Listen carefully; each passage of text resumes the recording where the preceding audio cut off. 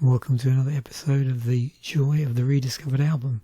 It's been a little while now, but I was sort of nudged back into activity on this series because there was a bit of a flurry of activity on an earlier one, which was the one I did for, when was it? 2001, which we had, I talked about Radiohead's and Amnesiac. And so there was some recent flurry of activity on that. So I thought I should get back into this because I've got, after I do this video, which is the game. So this is my 1980 pick for the Joy of the Rediscovered album. I'll be doing an episode on 1997, which is the year that OK Computer came out. Now OK Computer won't be my album focus for that next episode. It's going to be a different album, but I'm going to mention it in passing. But also what I'm going to do is I'm going to tie in, I'm going to do like for some of these, for certain years, I'm going to do a spin-off episode. And that's a good one to do, a spin-off episode. So yeah, sometime in the future, I'll do an album from 1997. And then I'll do a spin-off episode from that about OK Computer. But anyway, that's just for the future. I'm planning on kicking these out. Generally these Joy of the Rediscovered albums, maybe at least one every month, maybe two. Let's see how it goes. Anyway, I'm trying to get back on the horse with this. So yeah, the game. This was released on the 30th of June 1980 by Queen. At that point, I was definitely a rabid Queen fan. I'd been a fan of the band since probably just before Bohemian Rhapsody, and always looked forward to whenever they appeared on Top of the Pops. However, really it was a result of listening to both Night of the Opera and then a lot later, or a little bit later, a couple of years, listening to jazz, which I think that came out in 78. So between 78 and 79, I'm sure I've told this story numerous times when I've done these. I've done other music episodes, but between 78 and 79, I started to infill with cassettes. Live Killers was the first album by the band that I bought when it came out, and then The Game I bought when it came out. Now, in June of 1980, I was at that was my last sort of year of secondary school in the UK, where I sort of did my O-levels, because at that point you could leave, as you probably can still do that, you can leave school at 16. Now I then decided to stay on a year. It was at this point I had made a decision either way. I think in June 1980 I'd already done my O-levels and CSEs, but hadn't quite finished school. Oh, and yeah, the other thing about this is, so back then, and again, I'm not sure whether it's the same, but the school year in the UK would run up till July. And I think it was the first 2-3 weeks in July we'd still be at school, and then summer holidays would start towards the end of July. We'd have the whole of August off, and then the first week of September. And then we'd be back at school. So I'd sat all my exams around May time over that period, and then there was a bit of time back at school. And then we had a thing called pre-sixth form. So for those people that were staying on, I can't remember how long it lasted for. It seemed like it lasted longer than a week. Because I can remember having multiple A-level chemistry lessons. So my original plan, and yeah, this must have started sometime in June, I was going to stay on and do my A-levels. However, whenever the results came through during the summer holidays, I didn't do quite as well as I should have done.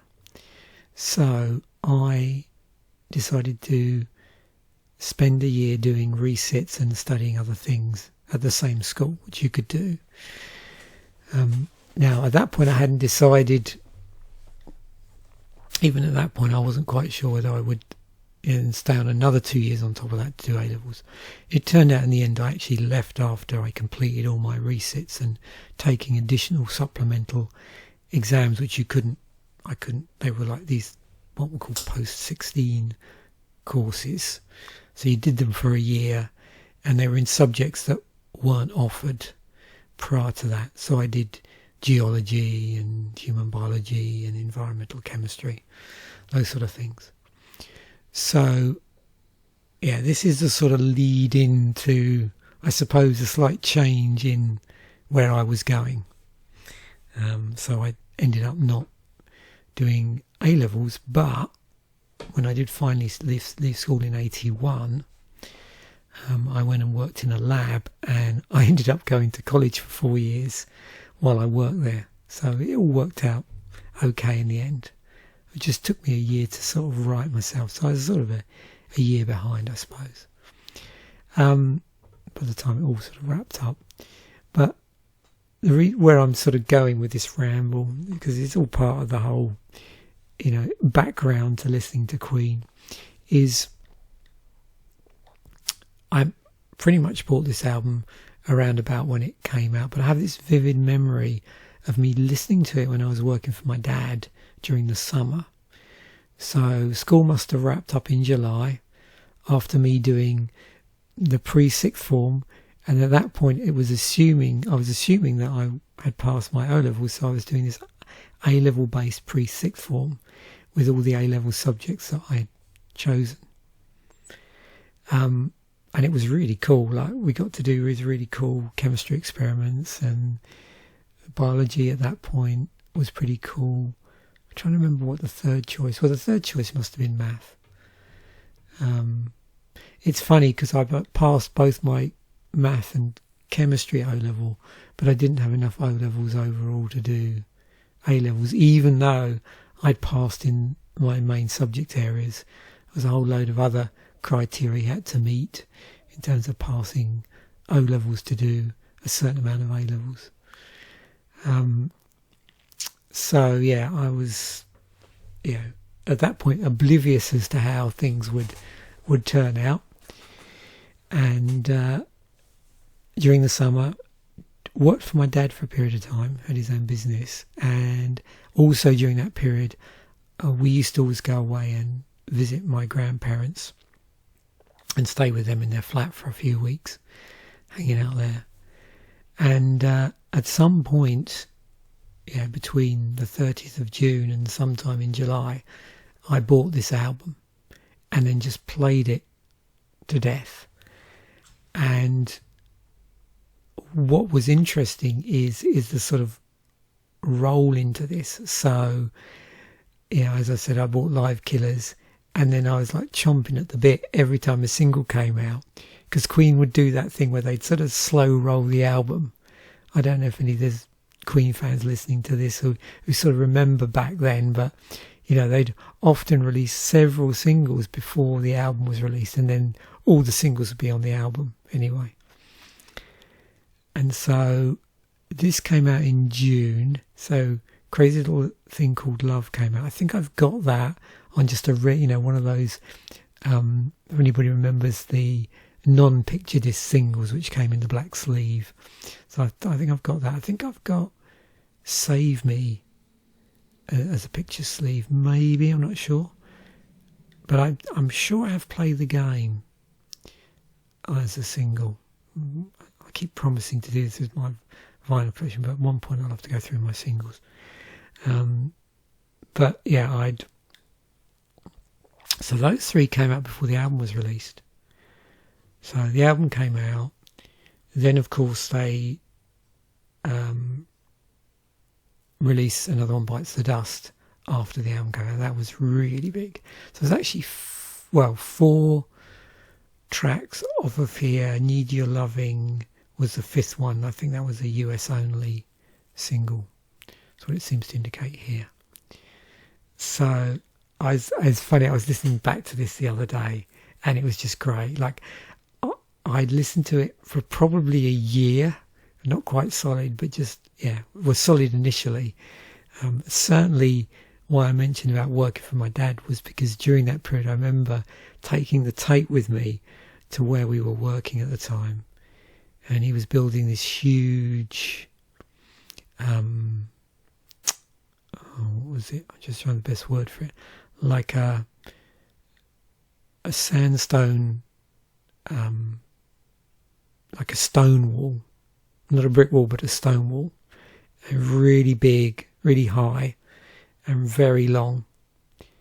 And it took a long while to basically build. It was this big sort of house on the outskirts of the village where I lived, and there was lots of work up there actually, and I was working out back, just basically labouring, and while I was doing that, I'd be listening to this album, and I got one of these like false memories in that I was trying to remember what I listened to it on, and I'm pretty sure it wasn't a Walkman, even though I thought it was, because there's no way I had a Walkman at that point.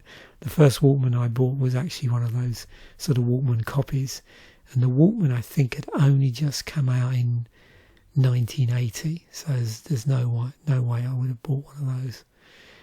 I have fond memories of listening to this. So one of two things must have happened. Either my dad had a radio cassette player with him. Now I know he used to listen to the radio, and I used that.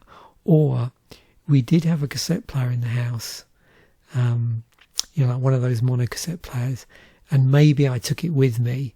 And where I was working out the back, where there were these big like maintenance things out there. The owner had this inspection pit out there as well. It's pretty impressive property, and I got a feeling I was out there like moving stuff around and stacking stuff, and generally moving stuff with wheelbarrows and just rearranging a whole load of stuff. And I think I was listening to it while I was working around there.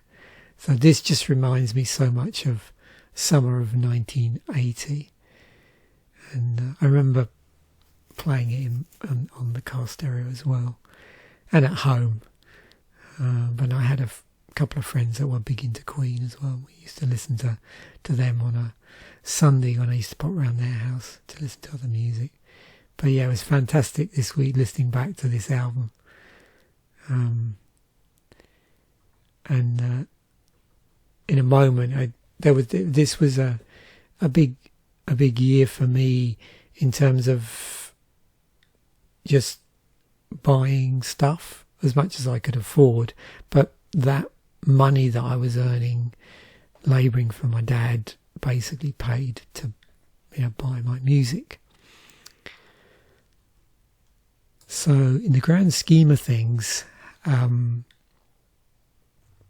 I've again told this story numerous times and just re-mentioned it at the start of the video, but I was here really, Bohemian Rhapsody, but I was aware of the band as a result of Killer Queen. So very interested in the band, and really was, like I say, between here and here where I started to backfill everything. And then of course if any fans out there remember, Flash Gordon came out the same year, and then we had Hot Space, and then The Works, Kind of Magic, The Miracle, Innuendo, Made in Heaven. So on this list, at some point up to A Kind of Magic, I've owned all of these on vinyl or cassette or CD. I don't know if there's any here I've double bought, probably maybe A Night at the Opera. The only one I've never bought was the miracle for some reason. I don't know why. Oh, actually, Made in Heaven, saying that. So I had a bit of a gap between here and here, and then bought Innuendo when it came out. But what was interesting is by the time I was getting to 1980, I was listening to a lot heavier music, which we'll get onto in a moment. Because when you go onto somewhere like Last FM and look at similar artists, see, to me, there's sound-wise, there's nobody quite like Queen. So it's no surprise to see the similar artists on Last FM are all solo entries for either solo artists or the work they did with Paul Rodgers, or here Freddie Mercury and Montserrat Caballé. I'm sorry if I've mangled that. Queen and David Bowie. So once you get down here, it's more artists associated with, I suppose, classic rock on there. Now, I was curious. There was no Kerrang at this point, because a lot of times I've been looking at lists in Kerrang, and also later on lists on Terrorizer for everything after about, I think, 96, 97. So I was curious about the Sounds End of Year list for that year, because Sounds magazine was so it was Sounds and Melody Maker that I was reading a lot. I used to pretty much buy them every week. And I was curious as to what their list looked like. So we got Remain in Light, Absolute Game by the Skids. This is an awesome album. This would be Melt, so the third album. The River, Bruce Springsteen, Closer Joy Division.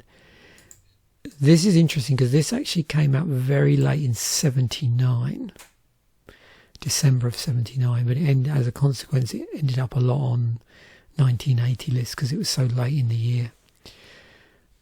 Black Sea by XTC. I think that's got Sergeant Rock is going to help us on that. Correct Use of Soap by Magazine. Crocodiles, Echo and the Bunnymen. Sound Effects, The Jam. U2's first album. World Planet B-52. So this, I think, is the one after the first album. I think it's the first album that has Rocket Lobster on it. The Beat, Devo, Ian Jury, Scary Monsters and Super Creeps by David Bowie. Saxon got in here, Wheels of Steel. They had 2 albums out that year, actually. Wheels of Steel and Strong Arm of the Law. And my youngest brother was a big Saxon fan, so that's why I know. And I remember he bought both albums that year. I'm trying to work out why my younger brothers had as much disposable income as I did at that point. But I think I've mentioned their car washing gig that they did, which I think probably flooded many a kitchen floor of a client rather than more so than washing cars. Empires and Dance by Simple Minds are super interesting as well from this period. So, yeah, they're, relatively speaking, they're an old band. They had an album out in 79, which I think was when Chelsea Girl came out. So by this time, they were on their 3rd album. Get Happy by Elvis Costello, and I think this was Madness's 2nd album. And I remember there was a kid down the road from us who I think was of 4 of us that used to go to school on the same bus. And we used to wait for each other in the morning. One of those was in the same year as me, and the other 2 were, I think, 1 year younger and 2 years below that. But I remember this kid that was into Madness. He was always a bit slow at getting ready in the morning, so we used to go around there, and his dad would have made breakfast for him. And while we were waiting for him, they'd always be playing Madness. I think the first album, actually. So that's probably more of a memory of 79 than 1980. But whenever I see this, I always sort of think of him. So if I go through and just look, around that time as well, and then we'll dig through some album of the year stuff to get things through a bit of a different lens, genre-wise. So there we go, The Game by Queen. And certainly, yeah, there's some albums I really do remember. So 79, Christmas of 79 was when I started listening to the Friday Rock Show. So I was slowly being drip fed through that. Well, basically it was a mixture of hard rock, classic rock, and new wave of British heavy metal. They played Queen quite a bit. They had some sessions they'd play, but Tommy Vance, who did the show, very much had his finger on the pulse of rock. So at that point, he was playing a lot of Nawubum, certainly by 1980. But also, you get the odd punk track thrown in. There'll be some Stranglers on there, like I said, classic rock and some hard rock as well. So I remember hearing Heat Strokes, I think it was, off of Metal Rendezvous by Crocus off the show, and on the strength of that, buying the album. So I remember buying this. This is probably one of my earliest vinyl purchases. I think one of the earlier ones was probably Queen Live Killers, and then something like, probably this, and then I remember buying Long Live Rock and Roll when I was actually in the sixth form. So I reckon I bought this before I bought Long Live Rock and Roll by Rainbow.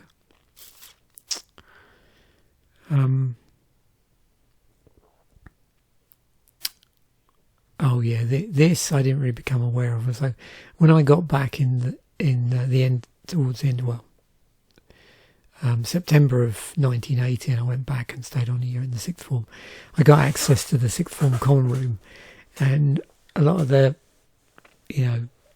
second year students of the sixth form were big Blue Oyster Cult fans. So yeah, they'd be playing this, Cultosaurus Erectus, and what's the other one? Agents of Fortune, I think it is. Yeah, so that very much reminds me of this period. Scream Dream by Ted Nugent. Did that have Flesh and Blood on it? I think that was being played a lot. Oh, there's it, Wango Tango. Yeah, that got played a lot.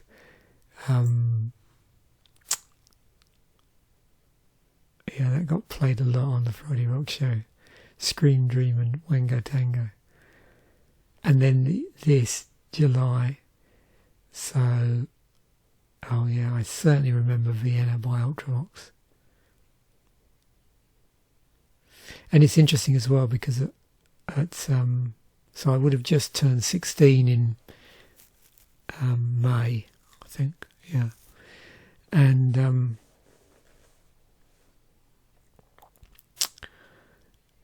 the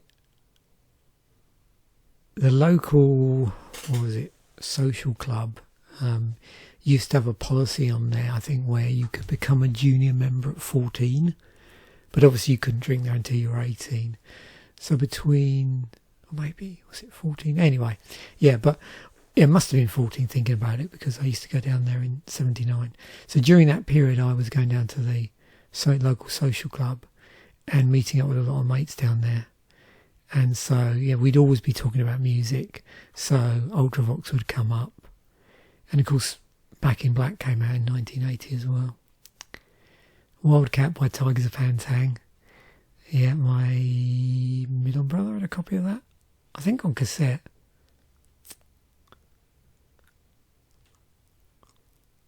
Kaleidoscope by Susan the Banshees, Glory. Oh yeah, this certainly brings back memories. Drama by Yes. This was the interesting one with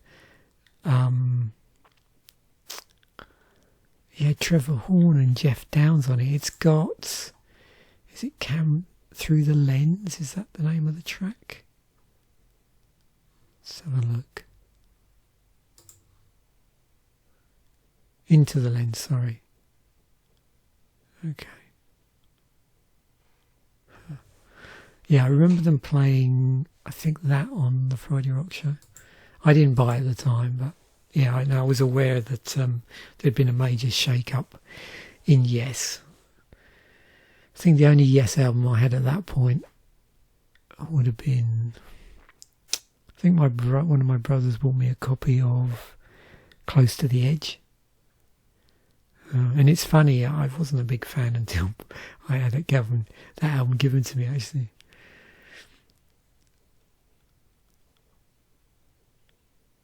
Oh, Telecom by Gary Newman just after that. So I'm curious, don't give away too much because it sort of spoils this bit, just before that, what had come out.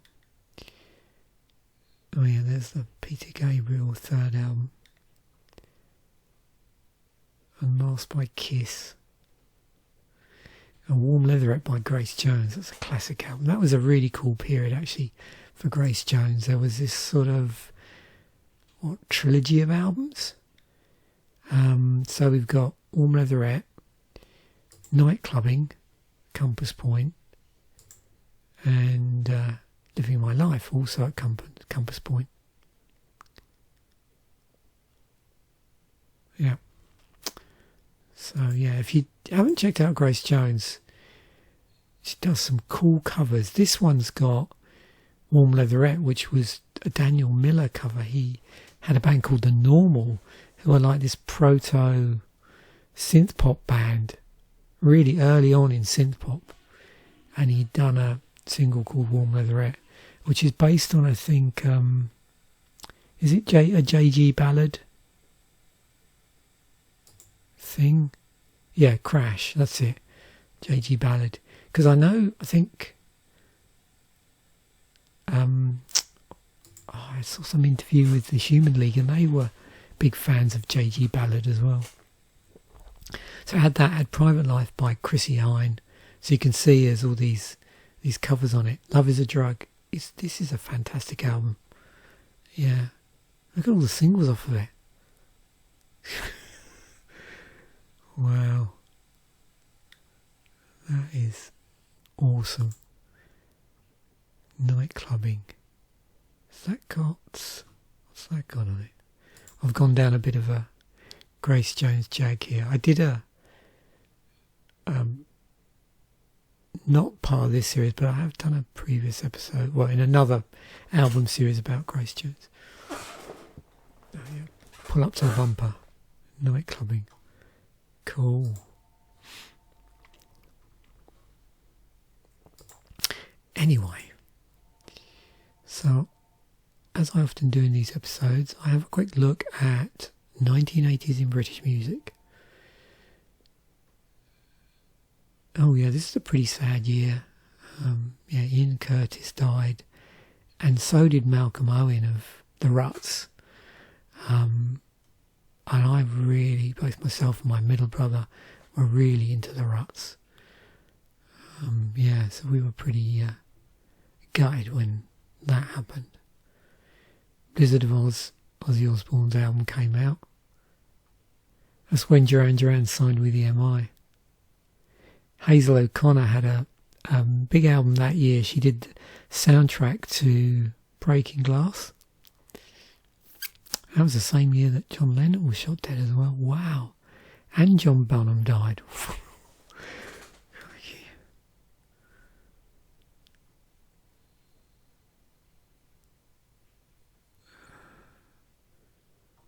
Yeah, there was a lot of ska and mod, and the Police were on their third album by now.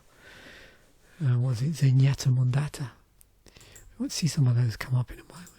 So what I do at this point in the routine, if you've forgotten, is to just slice and dice through different lenses, genre lenses that I'm partial to. So metal albums from that year: Iron Maiden, Heaven and Hell, Ace of Spades, Blizzard of Oz. It's funny, these we all had copies of in the house. Yeah, either myself or one of my two brothers. That I think I bought a little bit. Did I buy it? Yeah, I'm not sure. This we definitely had. These two. I hadn't been to see it. I didn't go to see it except until 81, the end of 81. And I don't know when I became aware of them. But yeah, that first Accept, either is it the first or the second Accept album? I'm not sure. Maybe the second one actually. I think they might have had an album out previous to that. Yeah, I'm a Rebel. So this is rock album releases. So Talking Heads, Close, David Bowie's Scary Monsters. 17 Seconds, this would have had... what did that have on it?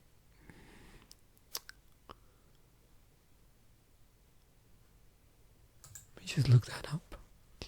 It's going to bug me.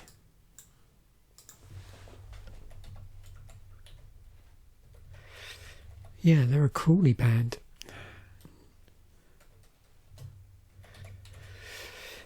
And I'm sure I've told this story before, but I had someone I worked with that actually was in a band with Robert Smith for a very short period of time. A band called Obelisk. Okay, so yeah, this is the second album. So, yeah, that's the compilation album that I think was that designed for, outside the UK. So Three Imaginary Boys, 79, and then 17 Seconds in 1980. And yeah, that had a forest on it.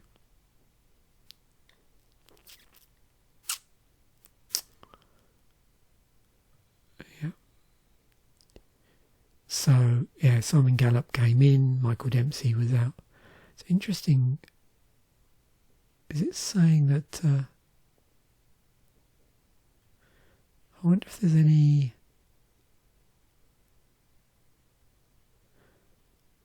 Yeah, I'm often curious as to whether there were any actually... Because I've listened to some demos of early Cure stuff, because they did something for when they released their live album.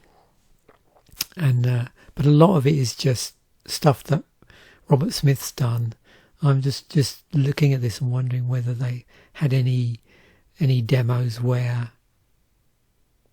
Oh, that's saying they were played at a few concerts. Okay. Played for Today and M. Right.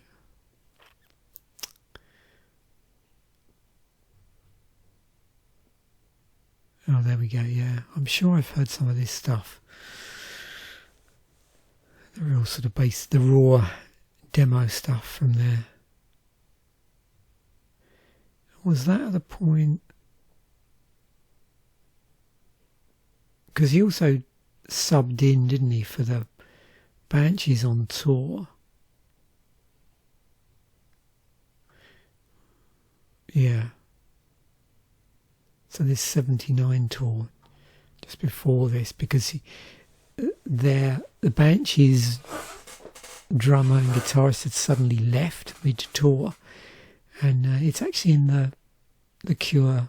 I've got an early sort of book about the history of the Cure, and in that it sort of tells the story and the fact that Robert Smith was like playing, obviously in his band, which was supporting Susie and the Banshees, and then he was going on after and being standing in as a guitarist for Susie and the Banshees. Then ultimately, if you know a bit about the Banshees, Robert Smith then actually joined the band later on in their career for a period of time. Okay. Back up to where we were. Okay, yeah, AC/DC's Back in Black. Yeah. It's interesting because the place where, I think I mentioned earlier in this video, when I was working with my dad, sometime, well, it would have been by the time I started work a lot later, so it would have been 82, 83. My parents ended up staying up at the house and looking after it for the owners. And my two brothers, who were still at school at that point, went and stayed up there as well. And I used to go up there at the weekends and hang out. So I was looking after the house where we lived. And this reminds me, because by then they'd had, what had also come out, I think, For Those About to Rock was already out. Yeah, it was well out by 82, 83.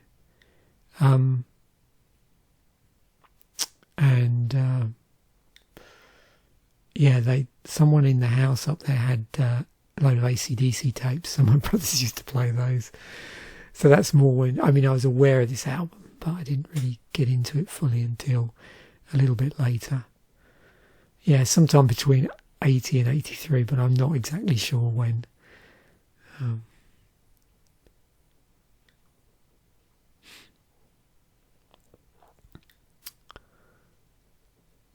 There we go. Yep. I don't remember much of this album. One of my friends was big into Paul McCartney and the Beatles and Wings. I probably have listened to more Wings than I have solo Paul McCartney. This was out as well, Duke Genesis, which I think was it Turn It On Again? I think that was off of that album.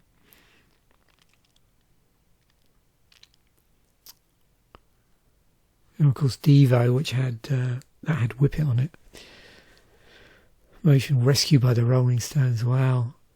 Oh, not the first Van Halen album. Sorry, the third Van Halen album. Yeah, we had a copy of this in the house because I remember hearing. What was off of this one? Was it And the Cradle Will Rock? I think that's on here. Yeah. And of course, the Buggles had. It's funny, wasn't it, that they had this out. Age of Plastic, which had Video Killed the Radio Star, and then they joined Yes. So that must have seemed a bit of a shock to Yes fans, even though they sound really good. His voice sounds a real suit for Yes, and of course the keyboard player from the Buggles is an awesome keyboard player. So yeah, this originally came in a sandpaper sleeve, the Duretti Column album. And of course, Gentlemen Take Polaroids.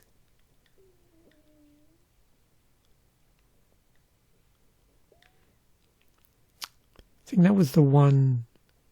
Was it after that? Was it Tin Drum came after that? I think. And Ultravox. Yeah.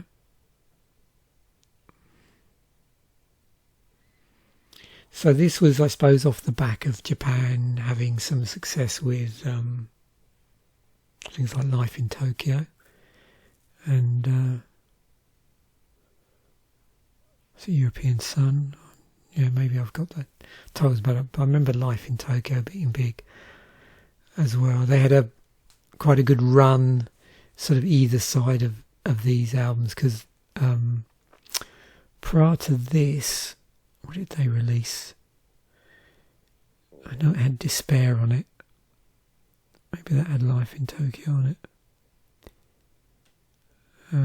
Yeah, it's gone. But yeah, there were the album before this. I think when they started to be in their ascendancy, this was their fourth album by that time, and the first two ones they released, didn't do great, I don't think.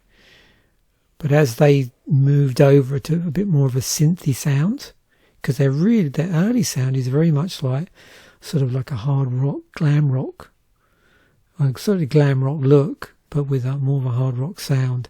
And then they slowly evolved over time to this band that most people probably associate with synth pop, to the point at which I think by the time they got around to Tin Drum, there's hardly any guitar on it at all. And then they basically split, and I didn't get into them really until around the time they split, whenever they released that sort of post-breakup compilation album. I think it was called Assemblage. Yeah. Oh yeah, I remember having a copy of this in the house. We were big Def Leppard fans at the time.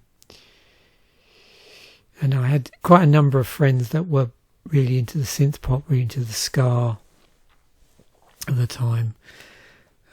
Two-tone. But yeah, this first OMD album out, and Visage as well, which was, I suppose you could call a sort of synth pop supergroup. There's all sorts of people involved with that.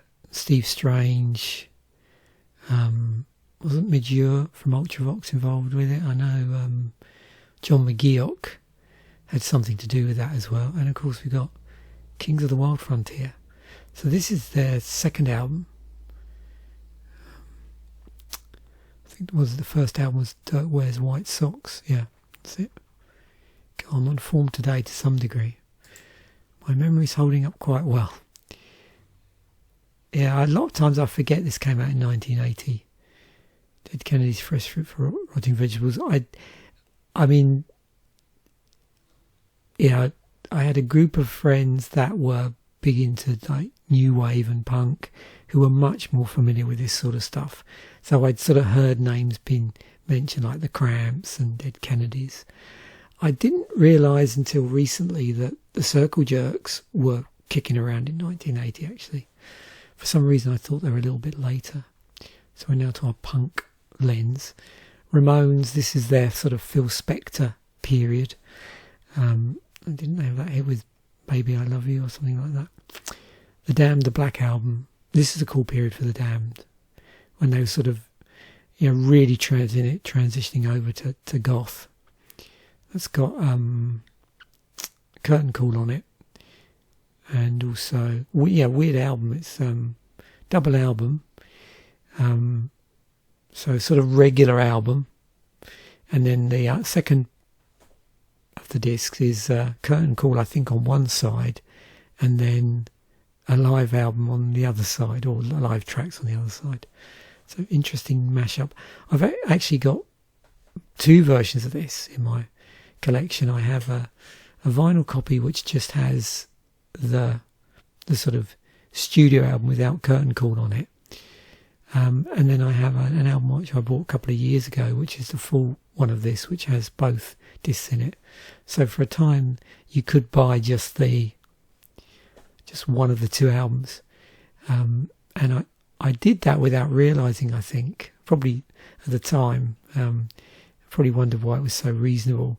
And then I actually managed to track down a 12-inch single which had Curtain Call on it, and I think a cover of White Rabbit on the other side as well. So I ended up with this weird, the album, and then just the one of the two albums, parts of the album, and then an EP, 12-inch EP with Curtain Call, which is the track that I really liked off the album.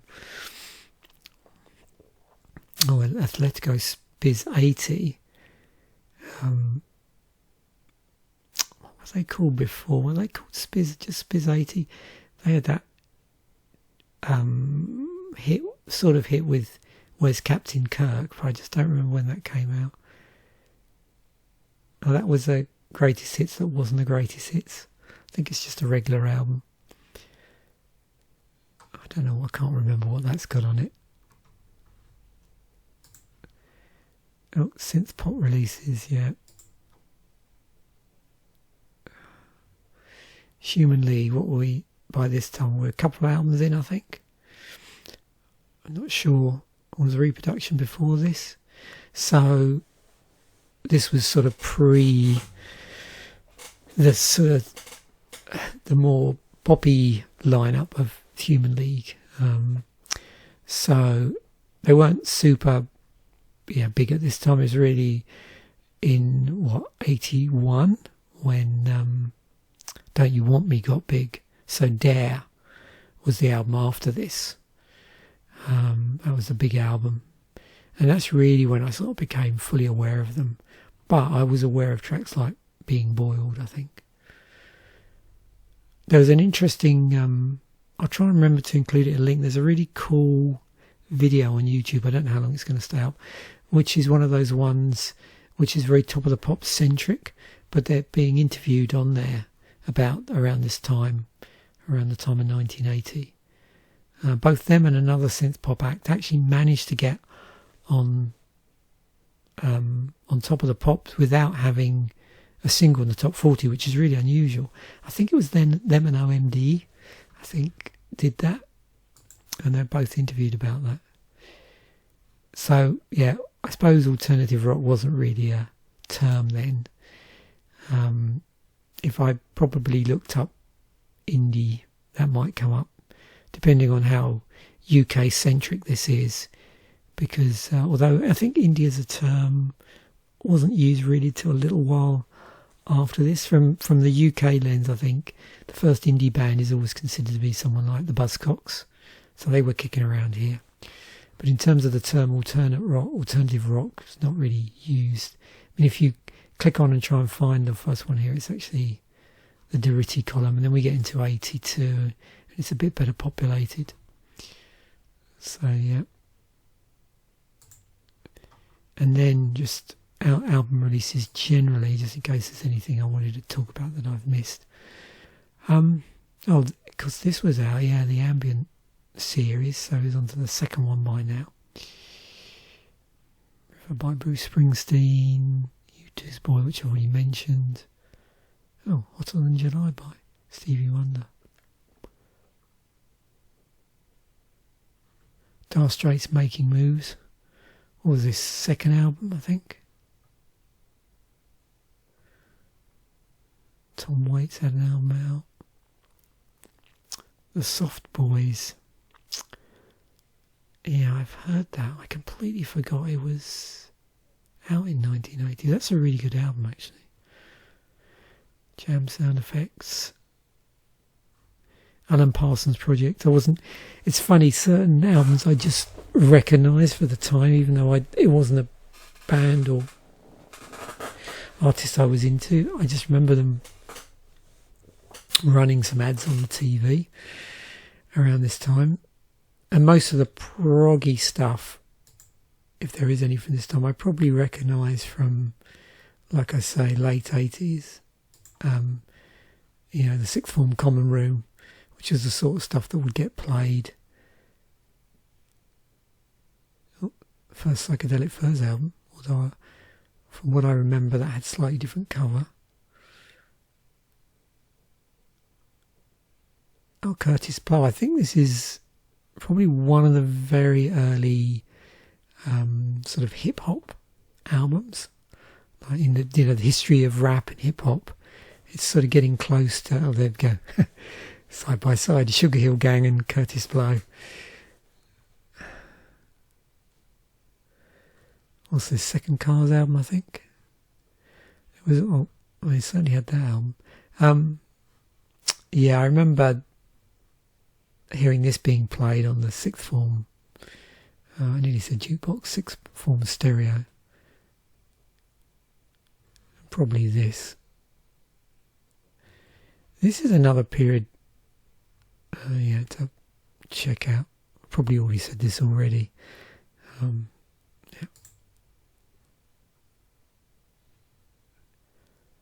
Oh, Alice Cooper, Flush the Fashion. Yeah. So we got the same stuff. Some of the same stuff I looked at earlier coming up again. Oh, of course, Arc of a Diver, that came out quite late in the year, I think.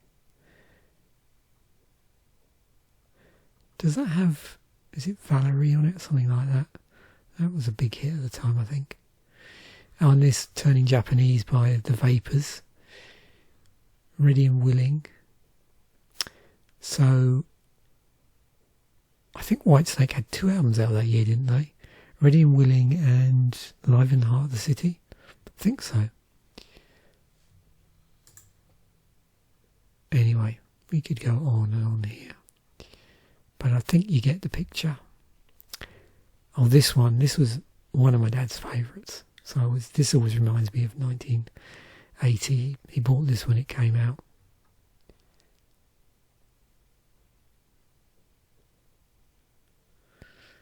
Yeah, because we had this nice cassette player in the front room, which he'd had about, a year or so before that he'd bought. Because I used to listen to the Friday Rock Show in that, and I was listening to that in end of 79. So, yeah, he got that. 1980. So I used to play all my Queen tapes on, and other tapes we had in the house. I remember my brother had, what would it be? Hellbent for Leather. Well, Killing Machine as it's called in the UK. Had that on tape, and of course Wildcat by Tigers Pantang. And also someone had a copy of the first Clash album as well. I remember that was kicking around. Oh, all shook up. Wow, this is bringing back memories. Okay, quick list of British films, because there's quite a few interesting ones here. Flash Gordon, funnily enough. Great Rock and Roll Swindle. Hawk the Slayer. And The Long Good Friday. This is a great film if you've never seen this. Yeah.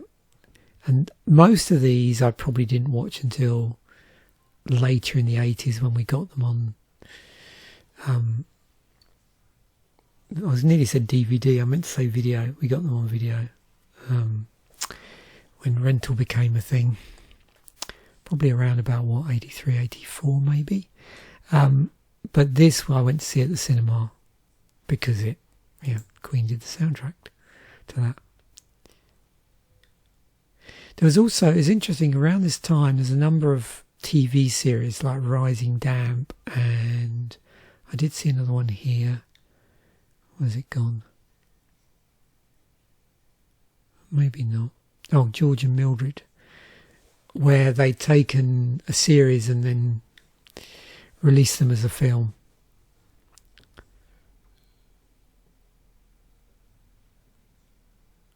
The other thing you saw in the UK quite a bit in the 80s was a lot of sort of comedy duos who had quite a lot of success would end up having a sort of film built around them as well. Oh, The Shining was out 1980. Didn't watch that till a lot later. Superman 2, may have seen that at the cinema, not sure. The Wildcats of Centurions. Wow, that still was... All the Centurions I think of tend to be the original sort of black and white ones. Huh. Monster Club. Funny. Yeah, we're sort of before the era of the video nasty in the UK. But several of these, because there was The Elephant Man as well, which is a biographical drama that I remember being really big at the time. But this one, I'm not sure if I ever saw this or not when I finally watched it on video. And then TV series. There's a whole load of ones that wound up. This is really funny. I'd forgotten about this, so it always amuses me. So detective series, crime dramas are a big thing in the UK, but I love these mashups that you do. So this one, you've got I suppose a private detective who also has a radio show on local radio station. So that was coming to an end. This was one of my dad's favourites, this Citizen Smith character called Wolfie Smith. It's a really funny series. Yeah. Thunderbirds had a run. It's come to the end of its run from 72 to 1980. We used to watch this on Sunday morning when it was on, and probably other times. That and Captain Scarlet. And then there's a whole load of stuff that was, from the 70s that was still running into the 80s that I just, looking down here, The Goodies, Old Grey Whistle Test, wow, Rainbow, Emmerdale. I wasn't really a big watcher of sort of, weekly or, almost daily soaps, or whatever they were called back then. I suppose they were soaps. Pipkins, yeah. The Champions, Lost the Summer Wine, That's Life, It Ain't Half Hot One. Tis was a really popular one because me and my two brothers used to watch this all the time on a Saturday morning because they used to have bands on. They'd play videos of bands. Jim will fix it. The Muppet Show. When the Boat Comes In. Oh, Multicoloured Swap Shop. So that was the competitor to Tiswas for Saturday morning. So Tiswas was on ITV, and then Multicoloured Swap Shop was on the BBC, but Tiswas was better. I remember The Professionals was a crime action drama about a fictitious unit called CI5 with 3 people in it, and one of those was the boss. So yeah, Butterflies, that's a favourite of my mum's. I can't remember if I ever bought. That would be a good present actually, to buy her a DVD of that. Grange Hill, wow. Wurzel Gummidge. Oh, it's all coming back now. Not the 9 o'clock news. God dear me. So much good stuff. And then, of course, there was still stuff from the 60s kicking around, like Doctor Who, Top of the Pops, yeah, Play School, 50s, Panorama, Crackerjack, The Sky at Night, I used to really like watching. That was an astronomy one, Blue Peter. Well, I'm going back even further. God, that really has brought back some very, very happy memories. I could spend ages just going through these album releases. So, but yeah, I thoroughly enjoyed re-listening to this album last week. Yeah, great memories. And then subsequently, all the other stuff I sort of listened to as well as I was listening to albums from that time period. So thanks once again for watching. Bye for now, and I will catch you in a future episode.